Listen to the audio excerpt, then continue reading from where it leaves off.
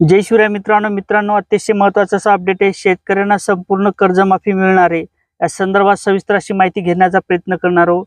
जिल्हे कोणते यामध्ये समाविष्ट करण्यात येणार आहे, कोणत्या शेतकऱ्यांना ही कर्जमाफी मिळणार आहे, किती शेतकऱ्यांना कितीपर्यंत कर्जमाफी मिळणार आहे, या संदर्भात सविस्तर अशी माहिती घेण्याचा प्रयत्न करणार आहोत।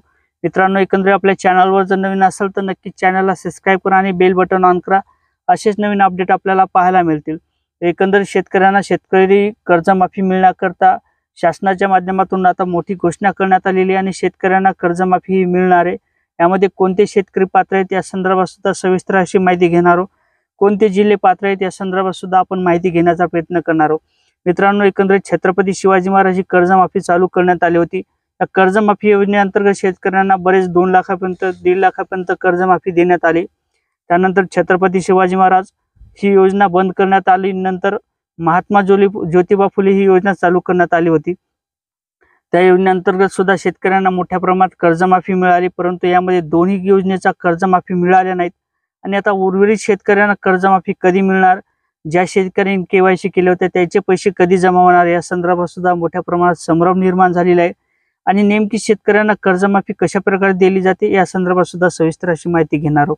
मित्रांनो, एकंदरीत शेतकऱ्यांचं मोठ्या प्रमाणात कर्जमाफीचं जे रूट होता तो बंद करण्यात आला। मोठ्या प्रमाणात कर्जमाफी होत होती। त्यानंतर शेतकऱ्यांना कर्जमाफीचं जे पोर्टल होतं महात्मा ज्योतिबा फुलेचं, याच्यावर बंदी करण्यात आली, म्हणजे हे पोर्टल बंद करण्यात आलं होतं। परत आता हे पोर्टलला चालू करण्यात आलेलं आहे आणि शेतकरी मित्रांना ही कर्जमाफी आता सरसकट मिळणार आहे। एकंदरीत शेतकऱ्यांना सुरुवातीला महात्मा ज्योतिबा फुले योजनेअंतर्गत असतील, छत्रपती शिवाजी महाराज योजनेअंतर्गत असतील, या दोन्ही योजनेचा लाभ मिळाला होता। 2019चं जे कर्ज होतं 17-18 अशा प्रकारचं जे कर्ज होतं, सलग 3 वर्ष कर्ज भेटणाऱ्या शेतकऱ्यांना सुद्धा कर्जमाफी मिळणं अपेक्षित होतं। कारण तर बरेच शेतकऱ्यांच्या माध्यमातून रेग्युलर कर्जधारक होते, या शेतकऱ्यांना सुद्धा मोठ्या प्रमाणात कर्जमाफी मिळाली नव्हती। त्यानंतर शासनाच्या माध्यमातून 30 नोव्हेंबर पर्यंत याची मुदत दिलेली आहे। जो बँकेचा डाटा आहे तो आता बँकेचा डाटा जो भूअभिलेखचं ऑफिस असते तहसील या ठिकाणी कलेक्टर ऑफिसच्या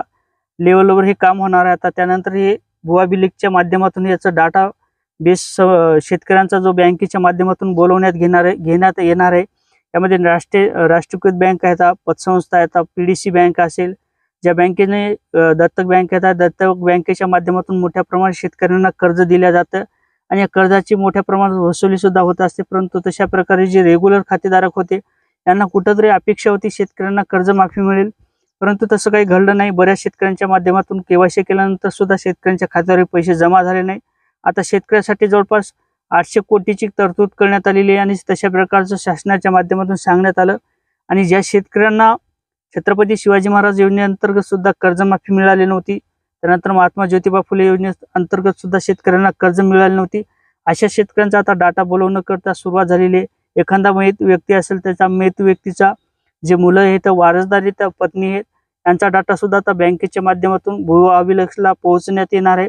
आणि तशा प्रकारचा डाटा पूर्ण शेतकऱ्यांचा डाटा जो शासनाच्या माध्यमातून भू अभिलेखकडे पोहोचल्यानंतर शासनाला हे डाटा पोस्ट करण्यात येणार आहे। त्यानंतर शेतकऱ्यांचा सुरुवातीला 5 याद्या आल्या होत्या, त्यानंतर आता शेतकऱ्यांना परत एक यादी यामध्ये समाविष्ट करण्यात येणार आहे। जे शेतकऱ्यांचं केवायसी वेट असेल, मृत्यू झालेल्या वारसाचे डॉक्युमेंट असतील, याचं पूर्ण झाल्याच्या नंतर हे डॉक्युमेंट व्हेरीफाय होऊन शेतकऱ्यांना एक मोठा दिलासा शासनाच्या माध्यमातून देण्यात येणार आहे। यामध्ये शेतकऱ्यांच्या परत एकदा केवायसी करण्यात येणार आहे। त्यानंतर परत एक 7वी यादी शेतकऱ्यांना मिळणार आहे। त्या शेतकऱ्यांना केवायसी झाल्यानंतर शेतकऱ्यांच्या खात्यावर हे पैसे जमा होण्याकरता सुरुवात होणार आहे। मित्रांनो, एकंदरीत शेतकऱ्यांना मोठ्या प्रमाणात कर्जमाफी मिळाली होती। त्यानंतर शेतकऱ्यांच्या ज्या केवायसी केल्या त्यांचे सुद्धा शेतकऱ्यांच्या खात्यावर पैसे जमा झाले नव्हते।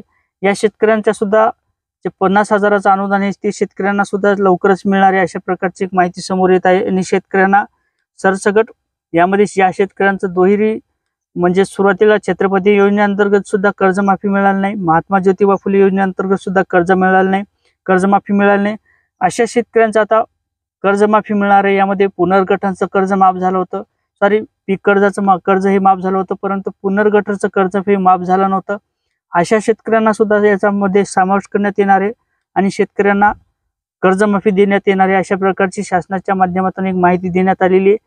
आणि जे शेतकरी दुष्काळग्रस्त शेतकऱ्यांना शासनाच्या माध्यमातून जो दुष्काळ जाहीर करण्यात आलेला आहे त्या जिल्ह्यासाठी माहिती आहे आणि त्या जिल्ह्यातील शेतकऱ्यांनाही कर्जमाफी मिळणार आहे. जवळपास शेतकऱ्यांना वीज बिलामध्ये मोठ्या प्रमाणात सूट दिली जात असते, कारण तर शेतकऱ्यांचं सरसकट नुकसान झाल्यापोटी शेतकऱ्यांना सरसकट ही कर्जमाफी किंवा नुकसान भरपाई दिल्या जाते. त्याअंतर्गत शेतकऱ्यांचं लाईट बिल असेल, मुलाची शिक्षणाची फी असेल, याच्यामध्ये मोठ्या प्रमाणात सवलत दिल्या जात असते आणि त्या मुलाचं फी सुद्धा माफ केल्या जाते. त्यानंतर शेतकऱ्यांना कर्जमाफीसारखा सुद्धा निर्णय शासनाच्या माध्यमातून घेतला जात असतो. त्यानंतर आता 2024चं इलेक्शन सुद्धा जवळ येत आहे. त्या कारणाने शेतकऱ्यांना एक मोठं गिफ्ट शासनाच्या माध्यमातून देण्याची तयारी सुरू झालेली आहे आणि त्यानुसार आता शेतकऱ्यांना कर्जमाफीचा एक पर्याय निवडून शेतकऱ्यांना मोठा दिलासा देण्याचं काम शासनाच्या माध्यमातून होणार आहे. अशा प्रकारे ज्या शेतकऱ्यांच्या कर्जमाफी झाल्या नव्हत्या अशा शेतकऱ्यांना आता ही कर्जमाफी मिळणार आहे. मित्रांनो, याच्या संदर्भात नवीन अपडेट आल्याच्या नंतर आपल्या चॅनलच्या माध्यमातून याच्या संदर्भात नवीन माहिती घेण्याचा प्रयत्न करणार आहोत. मित्रांनो, अशा प्रकारे एक महत्त्वपूर्ण असं अपडेट होतं. नक्कीच चॅनलवर जर नवीन असेल तर चॅनलला सबस्क्राईब करा आणि बेल बटन ऑन करा. असेच नवीन अपडेट आपल्याला पाहायला मिळतील.